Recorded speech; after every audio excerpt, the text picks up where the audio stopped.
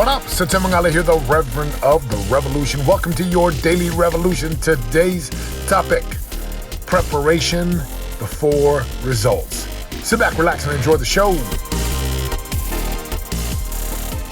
It is week 2 here of school, and let me tell you something. It's amazing.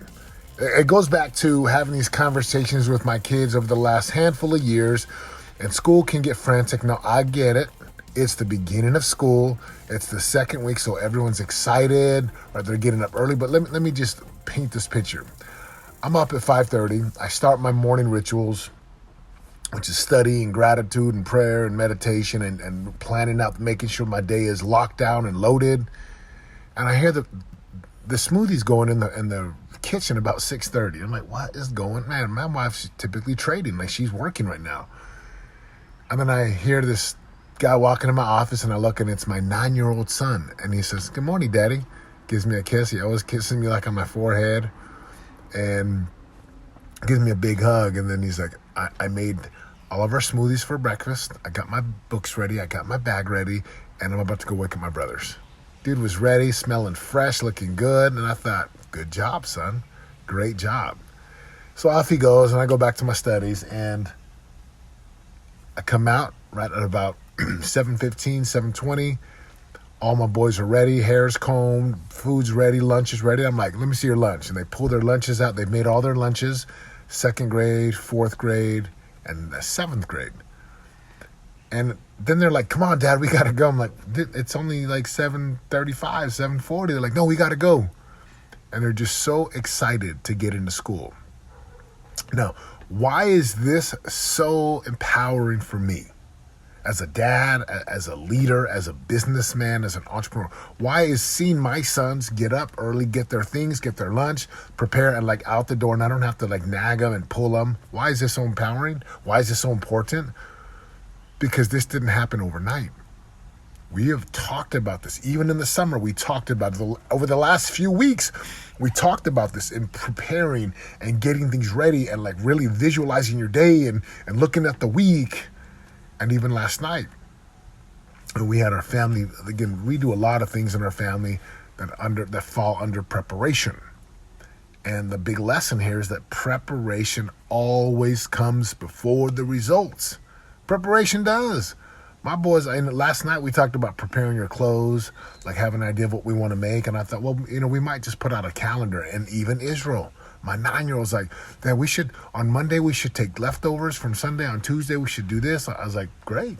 And in the past, I would have kind of shot it down. Well, you don't know how to do that. But I just said, great, son, let's do it.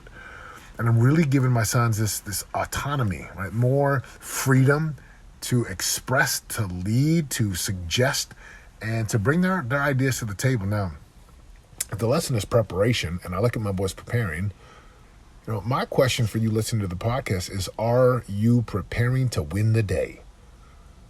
Do you prepare? Like, do you have some type of planning on Sunday or Saturday or Monday morning?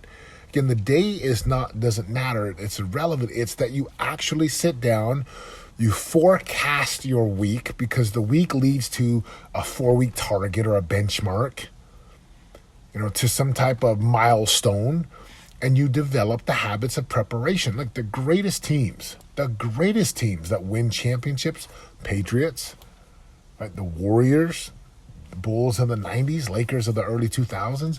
Those teams, those individuals, even the individual solo guys, they have a team that helps them prepare. Would you ever go into battle just unprepared?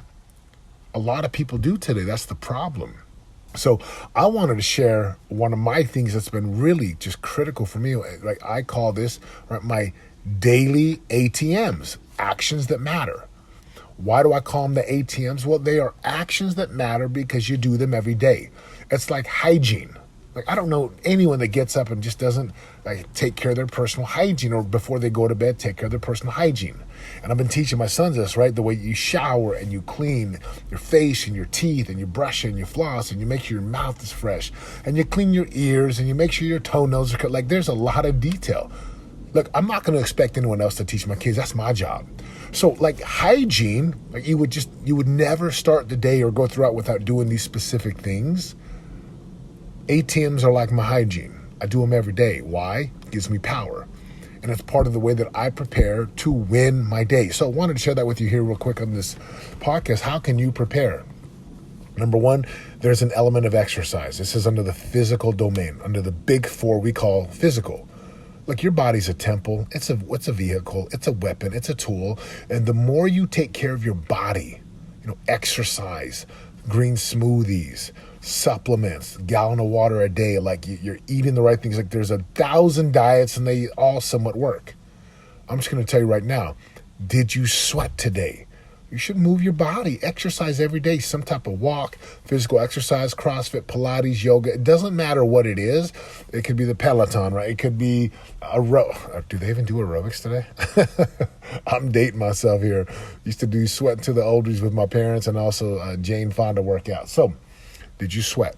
Number two, did you connect? This is every single day where it's meditation and thinking time.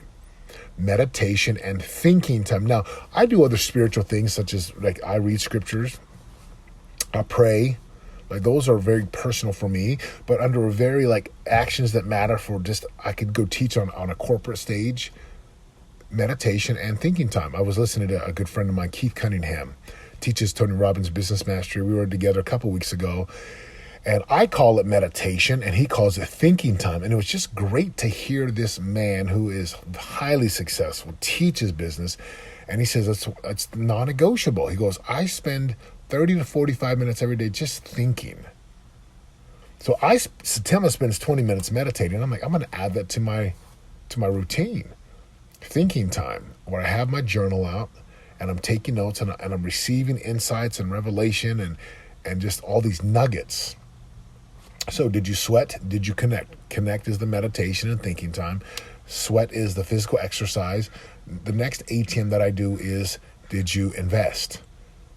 And my wife already shot me a message this morning. I shoot her messages. I shoot my brothers, my parents, clients, friends, people that I just, it's a simple message. Thinking about you. Love you. Thanks so much. It was, so appreciate you so much. And even we had a young lady, she's going to serve a mission for our church. And she spoke in church yesterday, and it blew me and my wife out of the water. We were just like, wow, wowzer, holy smokes. And so I'm going to send her a message. Right? I'll put my wife and myself on this thread, and we're going to send this young lady. I will send her a message today of just appreciation. You don't know what these messages can do for people until you start to send them. So invest in your family, right? Really spend time with your family, with loved ones, with relationships that matter. You got to water the thing that you want to have grow. And I'm so clear as a businessman, as an entrepreneur who travels, who has businesses, who works, like all of you guys do, men and women. If you don't water the relationships, they die. And I didn't get married to get divorced. And if you are divorced, well, number one, congratulations on moving your life forward, because I know it's not easy, and I know it's really hard, and it's tough to be alone. But if you're divorced, it was the best thing for you. If you're not divorced and you're married, well, keep watering those relationships.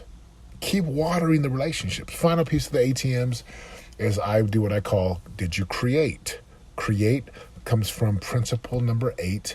The purpose of existence is eternal expansion and value creation. The purpose of life is about creating value for people. In order to create maximum value, you have to grow yourself. You got to grow your skills. So every day we create, right? Dollars follow value. So create means, in our terminology, we study and we teach. We study and we teach. That's it. We study and we teach. What do we study? Study books, study podcasts, study white papers, study PDFs, study things that expand your mindset and your skill set.